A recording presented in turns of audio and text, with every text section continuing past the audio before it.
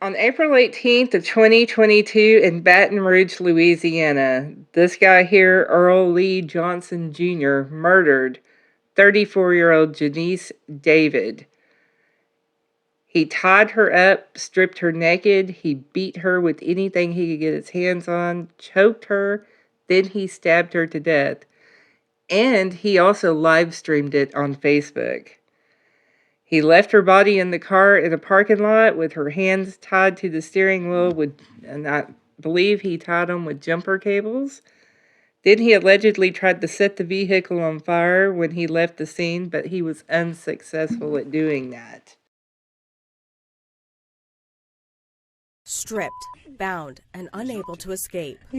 Please. Money guy. Police say the woman in this video, which we've blurred, is Janice David. You can hear her begging for her life. No money guy. I started that night. Please. He choked her, he beat her, and he stabbed her.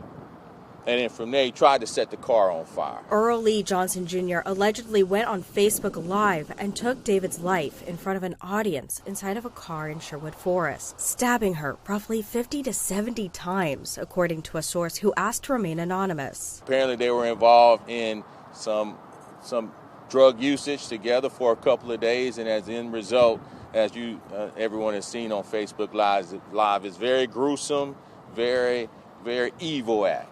At one point, over 200 people watched the live as comments scrolled across the screen saying WTF and OMG as David slowly started to fade away. You can see her hands tied together with cords and blood in her hair as Johnson Jr. mumbles nonsense to the spectators. So after he murdered Janice and ended his live stream, he went and stole the car, and the owner of the vehicle notified the police. The police got into a high-speed chase with Johnson. They caught him and arrested him.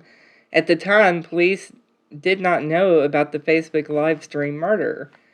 Allegedly, Janice and Earl had been on a 3 to 4 day drug binge together, and at the end of the binge, he choked her, beat her, and stabbed her to death.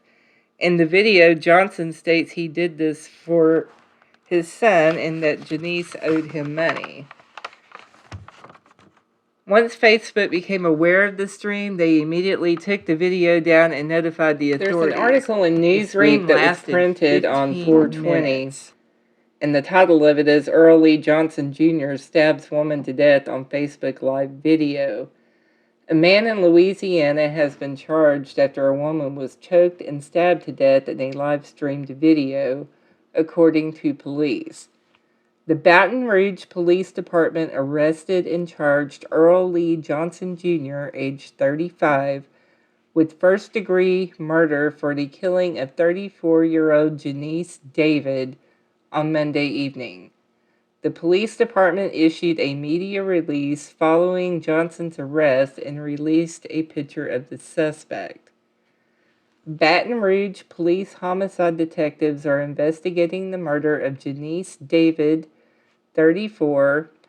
David was found deceased in a vehicle at 3636 South Sherwood Forest Boulevard around 9:52 p.m. on Monday night. Police also explained why Johnson was already in police custody when David's body was discovered. They noted that a live stream video showing David being stabbed was brought to their attention before they discovered the body. East Baton Rouge Sheriff's Office detectives were notified by state police of a Facebook Live video that recorded a male stabbing a female, the statement continued. Deputies located the vehicle and notified Baton Rouge police of their findings. Baton Rouge police officers arrested Earl Lee Johnson Jr., 35, Monday evening around 5:25 p.m. prior to being aware of his involvement in David's murder.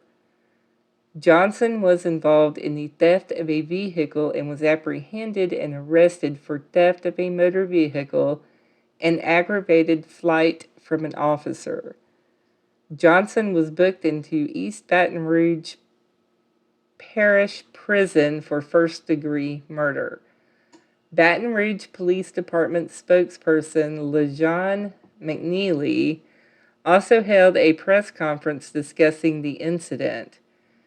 During the press conference, he said investigations were still ongoing for the motive behind the killing. McNeely said that the suspect knew the victim and the pair had taken drugs together for at least 3 days prior to the killing. Initially, we made contact with this individual around 5 p.m. Monday evening. He had apparently stolen somebody's car, McNeely said. The victim came out and saw that he was in the car and notified authorities.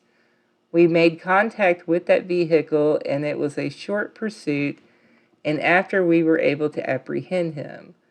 So we had him in custody prior to learning of his actions involved with the Facebook Live video. McNeely said that when they did discover David's body, after being notified of the video, they interviewed Johnson. He said Johnson admitted to committing the killing and remains in police custody. McNeely closed by saying the victim's family has been notified and they are in shock. What we do believe is that they have been on a 3 to 4 day drug binge together. From there, at the end of it, he choked her, he beat her, and he stabbed her. And from there, he tried to set the car on fire. Apparently, they were involved in some drug usage together for a couple of days, and the end result, as everyone has seen on Facebook Live, is a very gruesome, very evil act. So that's about all the information that we have on this so far. And this is I hope he spends a long, long time behind bars. I hope he spends the rest of his life behind bars. I mean, Facebook Live and live streams are good. I enjoy watching a lot of YouTube live streamers myself, but, along with good, people can also use it for evil, and it kind of gives these evil people a platform to get the attention that they're seeking by doing these evil acts. So anyhow, thank you for watching, and y'all have a good day.